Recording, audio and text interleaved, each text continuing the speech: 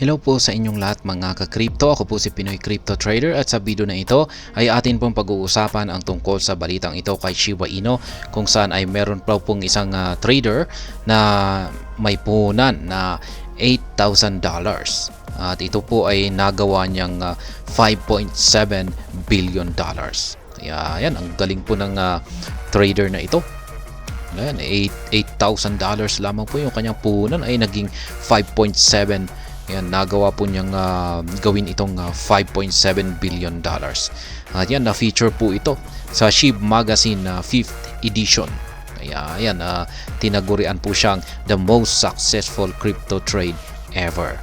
Kaya ngayon, bago po tayo magpatuloy, nais ko lamang po munang bigyang linaw ang aking disclaimer kung saan ang nilalaman po ng video na ito ay hindi po ito isang financial advice. For education and information purposes lamang po ang layunin nito. Maliban po dito ay nais ko na rin pong magbigay babala na wala pong kahit anumang group chat ang Pinoy Crypto Trader.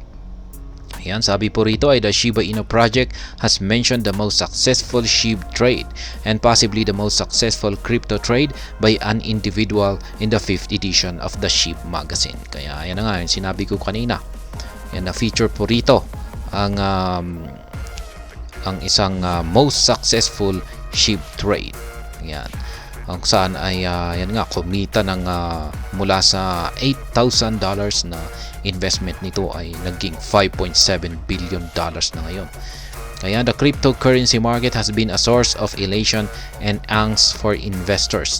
Multiple market participants have made millions from pennies investing in assets such as Shiba Inu, while others have made pennies from millions making similar investments. Kaya yan, maski pennies lamang daw or barya ay naging milyon daw po ang halaga nito. Kaya yan, in the 5th edition of the recently introduced SHIB Magazine project, the Shiba Inu development team spotlighted the most profitable trade involving SHIB and possibly the most profitable crypto trade by an individual investor. Kaya yan, feature po ng 5th edition ng SHIB Magazine yung pinakamatinding profitable trade dito kay Shiba Inu. As seen in the magazine, the initial disclosure of this trade came from Morning Brew, a prominent mainstream New York-based media firm. Notably, the revelation suggested that the lucky investor had transformed $8,000 in Shiba Inu into $5.7 billion. Kaya yan, lucky investor. Sinabi po nilang lucky investor kasi naswertihan po siguro niya ito. $8,000 at naging $5.7 billion ngayon. Details of the Shiba Inu trade. On-chain data confirms the claim, showing that the investor purchased Shiba Inu in August 2020, shortly after SHIB launch. Interestingly, the purchasing spree was elongated one, extending from August 1, 2020 to February 2, 2021. In all, the investor bought 103.3 trillion SHIB. Kaya yan, nag-umpisa po siyang bumili ng Shiba Inu. Ayan, noong shortly after SHIB launch. Kaya ayan, pagkatapos lamang ng launching ng Shiba Inu noon. Kaya ayan, nag-purchase pa siya nung mga ayan, August 1 to February 2, 2021. Kaya nakapag-accumulate po siya ng 103.3 trillion na SHIB tokens. According to data from Etherscan, these tokens were procured with Ethereum worth $8,000 in what appears to be a dollar cost averaging technique. Kaya yan, ginamitan po niya ito ng dollar cost averaging technique. However, the unidentified investors started removing some of the tokens shortly after offloading 33.13 trillion from February 17 to April 18, 2021. Kaya nagbenta po siya ng 33.13 trillion na SHIB tokens sa petsyong ito. The address is still held 70.17 trillion SHIB. These tokens soared to a worth of $5.712 billion on $5.7 billion on October 27, 2021, representing a mind-blowing 71.4 million% ROI. Ayan, ang tindi po. 71.4 million% yung kanyang gain or return on investment. Shiba Inu's value had skyrocketed to 40 digits 8 at the time. This was the most profitable SHIB trade in history. Kaya ayan, nakapag-cash out po siya. Nakapagbenta po kasi siya sa mataas na presyo. Speculation emerged with several proponents aiming to uncover the entity behind the wallet address.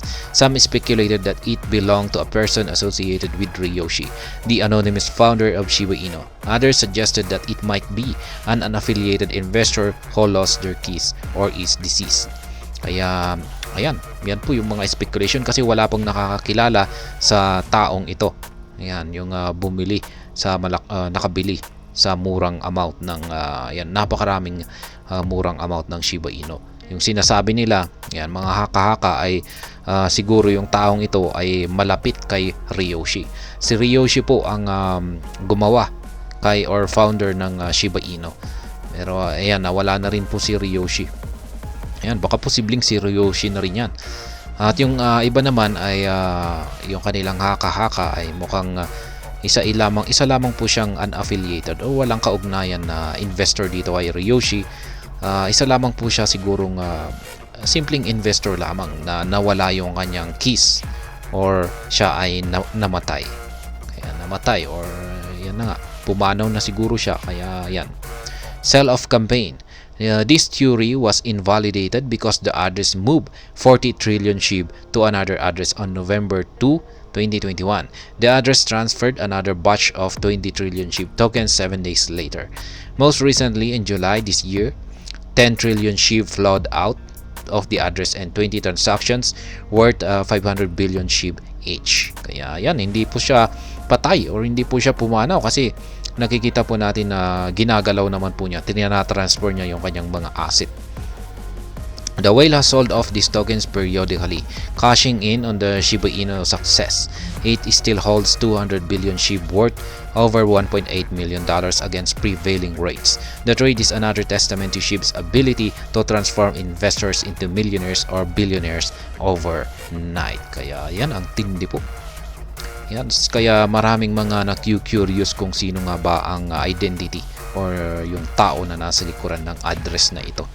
Yan, yung nakikita lamang natin ay yung kanyang holdings, amount na kanyang holdings, at saka yung kanyang mga transactions. Pero yung tao sa likod nito ay ayan, hindi po talaga, mahirap po talagang matukoy kung sino yan, yung identity, yung kanyang identity. Kaya ayan, yan po ang isang patunay na si Shiba Inu ay may kakayahang gawin ang isang simpleng investor lamang na maging isang milyonaryo or bilyonaryo overnight. Yan, sa loob lamang ng isang gabi. At ayan, hanggang dito na lamang po tayo sa video na ito. Sana po ay inyong nagustuhan ang aking paliwanag dito. Kung inyo po itong nagustuhan, ay pakiclick lamang po ang like button nito. Para naman po sa mga bago lamang dito, kayo po ay aking inaanyayahan para mag-subscribe. Pakiclick na rin po ang bell icon nito dahil ito po ang siyang magsisilbing notification nito sa mga bago kong videos na akin pong ina-upload sa aking YouTube channel na ito. Marami pong salamat sa panonood. Ingat po tayo lagi at God bless po sa ating lahat.